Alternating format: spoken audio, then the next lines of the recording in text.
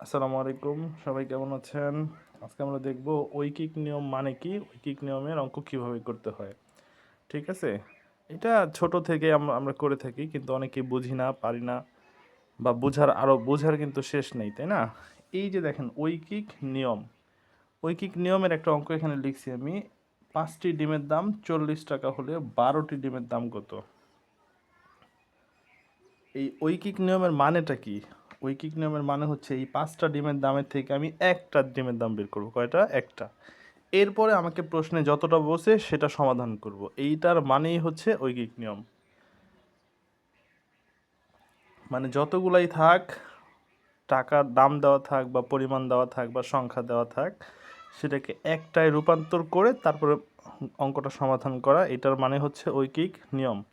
তাহলে এই অঙ্কটা আমরা সমাধান করি, দেখি। হ্যাঁ, এখানে কি বলছে? 5টি ডিমের দাম 40 টাকা, তাহলে 5টি, তাহলে সমাধান।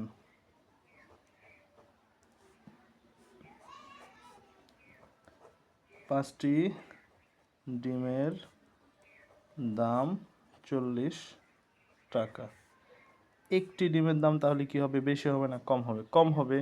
40টা উপরে থাকবে, এই 5টা কই যাবে? ভাগ হয়ে নিচে যাবে। তা আমাদের কাছে প্রশ্নে কটা বলছে? 12টি ডিমের দাম কত? তাহলে আমি দিলাম 12টি ডিমের দাম কত?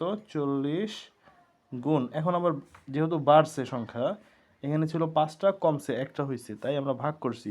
এখন একটা থেকে যখন আমরা 12টা মানে বাড়বে, বৃদ্ধি পাবে, তখন আবার গুণ হবে। এই যে 12টা গুণ, আর নিচে 5-এর 5, এটাতে যদি এটা আমি কাটাকাটি করি, 5 × 8 = 40, তাহলে আমাদের থাকতে যাচ্ছে 12, থাকতেছে কত? 12 গুণ, সরি, 8 গুণ 12 টাকা। 8 বারং কত? 8 বারং 96 টাকা। উত্তর এটাই। বুঝতে পারছি আমরা? আমি যদি আরেকটা অঙ্ক করি, যদি আমি করি,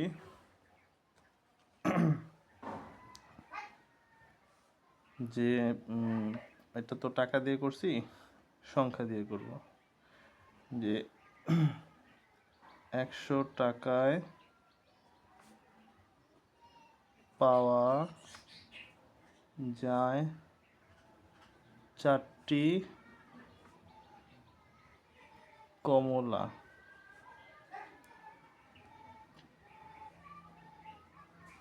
তাহলে 375 টাকায় কয়টি কমলা পাওয়া যাবে? এটা হচ্ছে কি, এটা হলো আমি সংখ্যায় দিছি, ওটা দিছিলাম টাকায়, এটা দিছি সংখ্যায়। হ্যাঁ, সমাধান। এখানে বলছি কি 100 টাকায় পাওয়া যায় কয়টি? 4টি। আমরা এই লেখাটা আগে লিখবো। 100 টাকায় পাওয়া যায় কয়টি? 4টি। লিখলাম। এখন আমরা কি করব? একটা বের করব, মানে ঐকিক নিয়মে বের করব। ঐকিক নিয়মটা আমাদের এখানে অ্যাপ্লাই করতে হবে। তাহলে 1 টাকায় পাওয়া যায় কয়টি?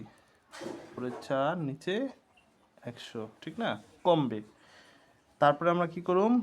এই যে এখানে বলছে কত? 375, 375 টাকায় পাওয়া যায়, এই যে এখানে 4 গুণ 375 এখানে থাকবে, এখানে 100, ঠিক আছে?